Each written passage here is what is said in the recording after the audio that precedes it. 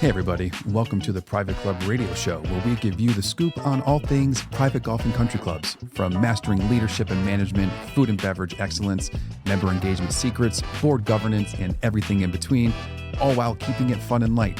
Whether you're a club veteran just getting your feet wet or somewhere in the middle, you are in the right place. I'm your host, Denny Corby. Welcome to the show. In this episode, I am chatting with a genuinely good friend of mine, Greg Klemp, GM over at Money Hill Club in Abita Springs, Louisiana. Not only is Greg a friend, but he is a extremely talented and amazing club manager. We first got connected years ago, years ago, down thanks to the Godfather, Lee Stahl, down Pelican Chapter, CMAA. And boy, am I glad we did. I still remember Greg brought me in for a show after we met, and he was so nervous. He was just pacing the back of the room. And in this, and for this particular run of shows, I brought my wife down, then girlfriend, now wife, down to Louisiana with me because there was a bunch of shows. And Greg was so nervous. My wife had to be like, "Hey, relax. He's going to be fine." And then once the show started, he was fine. He was so nervous. It was so cute. But I am so happy to have him on because he shares so much from his journey managing cruise ships on the Mississippi to bringing Money Hill to an all-new high. He's transformed the club into quite literally a powerhouse with a booming membership and a thriving culture. He's going to talk all about that. And we're going to dive into the culture because he has this ability to really connect with people and his staff and builds a team, builds a family. And he's built one so strong. He has his, right-hand man, Ron, who's been following him for decades now. So this is just a great episode. But right before we get to the episode, quick thanks to some of our show partners, Concert Golf Partners, Kenneth's Member Vetting, and Golf Life Navigators, as well as myself, the Denny Corby Experience, one of the best member event nights you will have. Hey, you know what? If you're wondering, just ask Mr. Greg Klemp. If you want to learn more, dennycorby.com. But more importantly, I'm releasing the Club Entertainment Guide soon. And if you would like early access, my newsletter subscribers get early access before anybody else. Subscribe to the newsletter. Head on over to privateclubradio.com. Enough about that. Let's get to the episode. I'm excited. Private Club Radio. Let's welcome to the show, Mr. Greg Klemp. My food and beverage director, Ron. Yep. He and I and Chef worked at Oakmore Country Club together, so they're here. And then Ron and I, 30 years ago, worked at Southern Yacht Club. So we have been working, the big three in clubs is Easter, Mother's Day, and Thanksgiving, right? That's when we... Yep. So we have worked Thanksgiving for our whole lives, basically, our whole careers. We got here at Money Hill 6 years ago, and we did Easter and Mother's Day, and they said, "You're not open for Thanksgiving. Money Hill's not open for Thanksgiving." And we were like, "What?" And Ron and I are strategizing. We're going to kill it. Look at what we did at Easter and Mother's Day. We're going to kill Thanksgiving. And all the managers that were here, they were like, "Oh, we don't want to open up." We said, "Okay, all right, we won't do it this year. We'll get them next year." Friday, we got back. Black Friday, we got back at work. And we're like, "Hey, this stuff's pretty good at it." This stuff's pretty good. Not being off work, not working on Thanksgiving. So my Thanksgiving was absolutely wonderful. Giving it the past 6 years, I've been off on Thanksgiving. And your family hated it. They hate having you around. They're like, "Oh, why has he got to be here?" No. Yeah, no. It's it's been delightful every year, and I'm really happy for it. But and maybe you may not want to tell other club managers that because, like I said, we've always worked. No, Easter, Mother's Day, Thanksgiving. Yeah, a lot of them now, or maybe they have done it. It's just, I guess, being more like vocalized, but they're like taking turns on different holidays. So certain staff, so everyone just keeps switching. So sure, never, you can be fit family different ones, and it's not like every Christmas here. Right. That is so cool though. I forgot. I don't think I realized. Maybe I just forgot that you and Ron have been together. You guys have been together probably longer than your marriage. But you guys have been together 30 some years. Did you start on the on the Delta Queen? Wow, what a good memory. I did right out of college. I actually started on a cruise line called Clipper Cruise Line, and then I did that. Then I jumped to the Delta Queen Steamboat Company, which did the Mississippi voyages all the way up to St. Paul's down to Louisiana, and that's what brought me down here. That's because you were there for a while, right? 7 years. Yeah. I did cruise lines, and then I went to work at Southern Yacht Club where Ron and I met. He was the maitre d', and I was the assistant GM. And then that's when I was young and good looking too, and thin. Well, that Southern hospitality and cooking can do that. That's it. No, so what was that like? So was it an actual like cruise line? Like was it run like a cruise ship, or was it more of a casino ship? No, both cruise lines I work on, they were overnight passenger, full blown cruise lines. Okay, and they just did the Mississippi. The Clipper did the East Coast and the Virgin Islands, and the Delta Queen did the whole Mississippi River from St. Paul's, and they had different segments. They didn't. Yeah. They would do 7, 14, and there was an actual 28-day cruise. Yeah. It's impressive. Yeah, that's where I learned the phrase. Mark Twain said, after 3 days, family and friends are like fish. They start to smell. That was a Mark Twain quote. You're like, to be clear, that is Mark Twain. That is not me. I just do what I always do. I'm a recipe stealer. Yeah, that's funny. That's funny. What were some of your learnings, and how am I trying to phrase it? What was it like working for the cruise line back then, and then coming into, so like, what was it like working for them? Like, what did you learn? And then what were you able to take away? And then how did you get into the clubs? Like, was it like somebody, like, were you like looking to get out? Was it like an opportunity you saw? Was somebody like, hey, if you like boats, how about you can run other people's boats? No. So cause like, was it like a conscious thing to go from cruises to like the yacht club? Like, or was that just like a weird fluke that you went from like water to water? No, it was a fluke to go. Get it? A fluke, a fish, another water joke. All right. Yeah. I'm done. I was after college. I'm at my parents' home. The phone rings. I'm in bed at the crack of noon, right? And my mother comes in and says, "It's your roommate Drew from college, right?" So I roll out of bed, crack of noon, get him. He said, "Hey, get down here." He was working in the office of this cruise line. "Get down here. They're looking for bartenders." I bartended in college.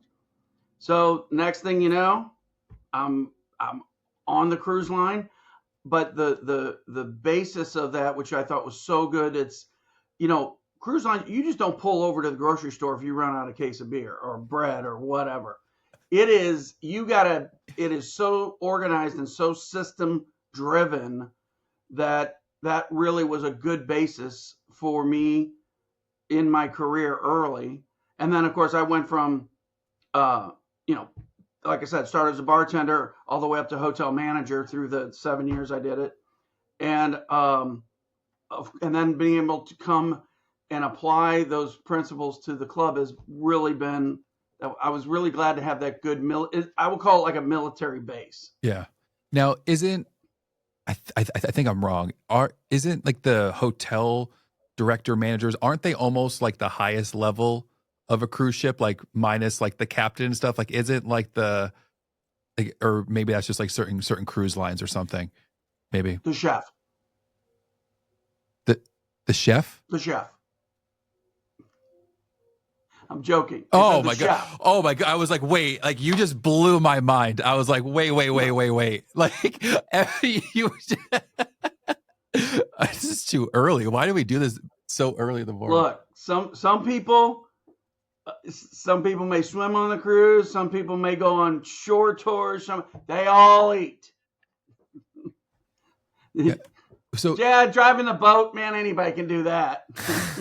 And now it's all computerized, so you just gotta. No, they have They actually, you have officer ranks. Like when I became the bar manager, they call that the bar steward. When I became the food and beverage director, they call that the chief steward. And you have in the hotel operations, and of course the captain he's number one. Right. He's the four-striped officer. The chief engineer is a four-striped officer, but the name is hotel manager is a four-striped officer also. That's what I thought. In ranks, it's captain. Yep. Chief engineer, then me. Yep. Hotel manager. Yep. Okay. No, it was one of those. I would. That's what I thought, but I was like, it's either one of those like, because when I was first told that, I was like, oh, toad. Well, I was first told that. No, when I first learned that, I was like, oh my goodness, like that's like I didn't think about, like I would have never guessed. Because it was when I did cruises for a hot minute, they were like, oh, like the hotel. I'm like, okay. And they're like, no, like that's the one you got to like really be nice, like the captain, but like I was like, oh, okay, right. That's bonkers. What was it like? Pretty much holding court for an entire ship. That's got to be a little bit stressful. No, I'll tell you this: it's a single man's game. Saw a lot of married men come on that didn't work out too well, but it really drives, in my humble opinion, which is all I have, it really drives a sense of teamwork. Yeah. It was a real, I mean, you would work an average of 12, 13 hours a day, every day of the week. And we were strictly there for passenger, you've been on cruises, passenger service. And you really became so dependent on everybody doing their job. And it was minimalistic too. It's not like, if somebody got sick, it really hurt. Yeah. We really had to pick up the slack, and we had a mentality about us that, we would go, like one time we docked, this is in the Virgin Islands, and our linen factory or something blew up or something, and we had to go and we had to throw linen all the way out, and I was the British Virgin Islands, from the truck. And all the crew, everybody from the captain on down, there wasn't one person on that boat, and we were throwing linen bags in hand to hand, and then we reorganized down on the dock, and it's just a real, and there wasn't come on man, let's hike it up. That was our phrase, let's hike it up. It was a great experience. If I had to, we always say, what would you do if you snap fingers, do it over again? I'd do that exact same thing. And then how'd you find your way into clubs? A girl. I met a girl, and there was a job opening as assistant general manager at Southern Yacht Club, and I applied, interviewed, and suckers. Was there any? What did you take over from? Working on the cruise line to now AGM of systems management. It just like I said, and again, I did all the jobs, bar steward, bar manager, food and beverage controller, that was purchasing agent, food and beverage director. I mean, I'm glad I did all those jobs and were able to use those systems. Like I said, back then, it was the amount of food we purchased, it equated to back then a $10 million annual restaurant. So we purchased a lot of food. And like I said, you just can't pull over to Kroger and go get 2 cases of number 10 cans of X, you know? So that bringing those systems into play really helped our efficiency of operation. And I really found out I loved training a lot of these managers who had no idea. It's just reactive management. Oh, we ran out of a Tito's vodka, I'll run to the store. Yeah. And it was just par levels, bar pars, storeroom pars. I mean, just really good systems. One of our Commodores, who was a member of Southern Yacht Club, was also a member of Past Christian Yacht Club. They came and got me to be the GM, as my first GM job was Past Christian Yacht Club. I forgot about that. So that was my very first step into it, and it was a great. I loved it. Yeah, and then you got an actual club. Then you went from there to Trifuncta, right? And you Yes. were there for a minute. You were there for a while. 14 years. Yes. Woo! What a run! What was it like? Because you came to my show there. Was it this year? Was it this year? Yeah. Oh my July. God, time is going weird. Yeah. Hanging out with Matt Campaign. What's it like? Because it's been about 10 years since you've been there. What? Since I left. Oh, that's got to be that's got to bring back like butterfly. It's got to be a feeling, kind of like going back there. No, I have a tremendous amount of friends there. Yeah. I mean, I don't know if you saw, but it was like I had some families coming up. Oh, dude, you were the big tables there. That was shaking hands and slapping asses. You were kissing babies. One of the girls that was there, I did her wedding. And she came and gave a big bear hug and all that. So it was delightful seeing those people. What shocked me is how few of the old members that I had when all of you saw how young that crowd was. So, but anyway, it was, I absolutely love that club. One of my dear friends lives right across the street from it. Their daughter worked for me in the pro shop for 5 years. I went to her wedding. She has 3 kids. Their son was a lifeguard for me. I mean, maybe the godfather of my children was on my board. Maybe butterflies was phrased the wrong way, but just like that, like excitement of like, ooh, it's been so long. Like it just that like, who, like, I don't know. It's like it's like a performer feeling almost like, who, man. Well, Denny, I'm going to tell you this. And I hate to admit it. I didn't see your show. I got up to go get another drink in the bar. I got confronted with Rick Flick. He owns Banner Ford down here. He grabs me. Come here, let me introduce you to Greg. This is the best manager we ever have. And I started talking, and I was having a couple cocktails and blah, blah, blah, blah, blah. The next thing I know, Lee's dragging me out of the bar. So trust me, I'm sorry I missed your show. You don't have to tell me you didn't see the show. I did my show. I knew you weren't there. Like I was there doing it. I knew. Well, you were doing your show in the dining room. I was doing my show in the bar. We're all there for the same reason, is to make the members happy.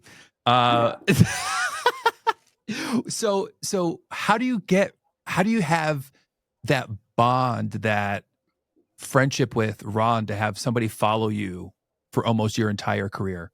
Because you hear about it sometimes, and it's always cool to hear. When I've had friends who have done like similar friends, people who I now consider friends in the industry, who have done like similar things. That people are like, when somebody moves, like 2 or 3 of them are like, all right, I guess we're going too. That's got to be cool. How did that happen? Like did you and Ron just like instantly like hit it off? Like what was that friendship like? Is it like? I am blessed. I will tell you, there is a comfort and a feeling of strength when you know what that guy's going to do and he knows what you're going to do. And I not only have that with Chef, Ron, my golf course superintendent. I worked in another club. The director of rackets, my pickleball, he worked with me at Trifuncta. I mean, you're bringing everybody. I'll date myself. It's Van Halen getting the band back together. Right? But I say blessed. It is very nice to have those people. And I always tell when members are looking to join, we have 3 clubs over here, Trifuncta, Money Hill, and Beauchene, which, by the way, we're the 2nd largest on the North Shore now. Moved up from 3rd. Yep. But I always tell people when they're looking, I said, you always want to ask when you're, especially our young executives we no longer use junior, young executive new members. Ooh. Always ask of a club, how's your infrastructure? And I call the infrastructure the management team, and I say, make sure if you got a good tenured management team, that tells you something. And the right hand knows what the left hand's doing. And we're ambassadors for one another. and we go through brick walls for one another. And that is our motto, and we're proud of that. And like I said, it's a comfort and it's a strength in the management of, and I'm the caretaker of the culture of this club. I couldn't do that without this wonderful, talented team that I have. I just ride on their coattails, quite frankly. Yeah. Actually, I as soon as I get done with you, I'm going to start drinking and probably take a nap. I've seen the cot. No, behind you is not actually a bookshelf. It's one of those beds. You know, the beds that come down from the wall. Well, like Seinfeld, George had it under the desk, right? Or I nickname my area. I call it Booze and Snooze. You've worked all the other clubs you've worked in were member owned. Now you're at a privately owned club, right? How's that change been? Good, bad, unique? Denny, this is the best job I've ever had in my whole career. And the owner who I work for is without a doubt, and no offense to my past board members, as you know, one of them is godfather of my children, but without a doubt, she is absolutely wonderful. It's a great marriage. Yeah. It is just, and we just got approved. I'm happy to announce Monday we had a board meeting and they just approved our $3.5 million renovation to the clubhouse we're doing this year, or 25. Very nice. Very nice. Very excited about it. Yeah. So when you come next time, you'll have a big, beautiful ballroom to perform in. I was going to say, are you guys finally going to make like a ballroom and have proper space? And oh yeah. Yeah. I mean, in fact, I don't know if you know Mike Holtzman. Yep. He's doing our kitchen. We're gutting the whole kitchen and expanding it, and it's actually very exciting. It's actually not a horrible price to redo the kitchen at a ballroom. We had Chambers come in and do it. It's an $8.5 million. We're doing in phases. We're doing 3.5 of the $8 million. Gotcha. 8.5. I was gonna say, I was like, you could do $3 million just on a kitchen easy. Like, where did you? Yeah, well, Mike is done. He's amazing. He is amazing. I'm gonna send this to him so he can hear me plugging him. I want a commission check. Yeah. What because you've helped turn the club around. You helped do some big stuff for the club, and the club is in a really good place, and you've done some tremendous stuff. Yeah. We I'm not big on self-aggrandizement, but I am proud of when I got here. They have never made a profit in 25 years. I am unconventional. Most club managers don't do membership incentives or drives. I do. We went from 363 members. We're at 630 now. And we are very profitable. So why do you, okay. What do you mean a membership drive? Can you describe that? Well, I hate the word membership drive, but I call it a membership incentive. I did it at Chifuncta Country Club also. And when I left there, they were profitable. You know, we're in the dues, but you know, the finances club, we're in the dues business, you know? I mean, I want you to buy all the beer, all the golf balls, all the burgers, but that doesn't pay our light bill. We're in the dues business. Yeah. And no manager wants to walk out to the pool and look at Mrs. Jones sitting in a shredded lounge chair and say, sorry, I got no money to do something about that. No manager wants to be in that position. So having more members, it gives you a much better flexibility to provide a better experience, and that's what we're in the experience business. In fact, I'm going to make a proposal before I retire in 5 years that we change our title from GM to EM. Instead of general manager, it should be experience manager. Ooh. I feel like you're at a club that you can do that and they would be okay with it. Yeah. I would say, because I was actually going to make a note about your membership titles. So the fact that, you know, instead of like a junior member, you have, you know, your young what was Young it? executive. Yeah, that. You can easily give yourself the experience, manager title. Yeah. I mean, I would. But so when you say a membership drive, do you mean like a sale on membership, or just pretty much just trying to get people in because you're in the dues business? And so what was it? Go ahead, sorry. No, I was gonna say that the two things. I hate the word drive. I hate the word sale or deal. Yeah. And here on the North Shore, and I just presented this to the board on Monday when they approved it, but we all have markets, right? Okay. Now down here, Bobby's over at New Orleans Country Club. Mm-hmm. And we always send spreadsheets of what your initiation fees are and dues and all this stuff. We're all sharing this information back and forth all the time. So, and I don't think I'm letting the cat out of the bag here. To get into New Orleans Country Club is $61,000. Why is it not $161,000? It's not their market. Okay. So here on the North Shore, and remember in the back of your head, we're in the dues business. Here on the North Shore, our market is Beauchesne is 5,000, Jafuncta's 10, we're 7. Okay. And I've always held the contention of if your initiation fee is south of $10,000, you're monkeying with what your that's the steel door to your dues business. 10,000 isn't, if you get a job change to Chevron in Ohio, you're gone. You don't care about 10,000. They at the higher level, in my humble opinion, yes, that might get you to continue to pay dues and not leave, but not 7,000 and 5,000. You pay that, you're gone. So that's why I don't mind doing membership incentives. And the incentive is this. Go ahead. Does that happen, quote unquote, frequently in that area? There's a lot of management sort of change and people kind of come and go and they stay for a few years. So is that where you're kind of going with it? It's, hey, because, they're here. They almost know they're there for potentially, they want to be there as long as possible, hopefully, but maybe they know, or maybe your members, hey, a lot of people come because they work for XYZ company. They're going to come here. They're going to be here 2, 3, 4, 5, 6 years. So just to throw a couple grand at a club to be it's not as big of a deal when they leave.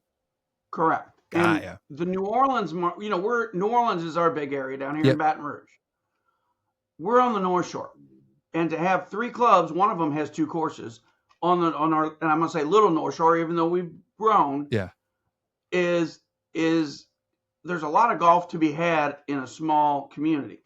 But the other thing is that my biggest resignation or reason for leaving is moving. So we are transient on the North Shore. Yeah. So, but the other key to my incentive is Money Hill has, without a doubt, one of the best courses in the state. It's gorgeous. And I love my Jafuncta, you know that. Yeah. But they got a bad track. In fact, they're trying to improve it, and I hope they do it. And Beauchesne, same thing. They were small fairways, postage stamp greens. But I really hope that in flat Louisiana, you just don't find the undulation we have, and we got a 225-acre golf course, which is pretty big size. So 35-acre driving range. I was saying the whole property is what, like 10,000 acres or something silly. Like it's 6,500. Yeah, it's massive. And yeah, and you're big on preserving your land. So it's part like development, but you're also big on like preserving and having amazing. That's correct. Foliage. Fawn and foliage. What's it called? Fawn and flora. I hate that phrase. I had a MC a thing, and I was like, fawn and flora. I was like, I'm sorry, I cannot say these words. I was like, this is not gonna flow off the tongue. I was like, that is gonna. Right. I'm gonna. Whoo. But I just love chatting with you, brother. I know, it's so much fun. And I'm just blessed to have been in this business so long. I am blessed to have such a chapter of fellow managers that In fact, Lee's going to be here doing Santa Claus next week. Oh, no way. So send me pics. And to be in this chapter for 30 years and have him and Bobby and everybody else. Yeah. And that's really, I should write Bobby Kerfasi a big ass check, because I have called upon him so many times for advice, and Lee too. And I tell him that all the time. Well, hi Bobby. I'm not emailing you to check to see how your family's doing. I have a question. I need a favor. That's really been the help in my career, is my fellow managers and getting their input. In fact, Bobby helped me get this job here. Really? Yeah. That's cool. He was instrumental in me getting this job. That's cool. That's really cool.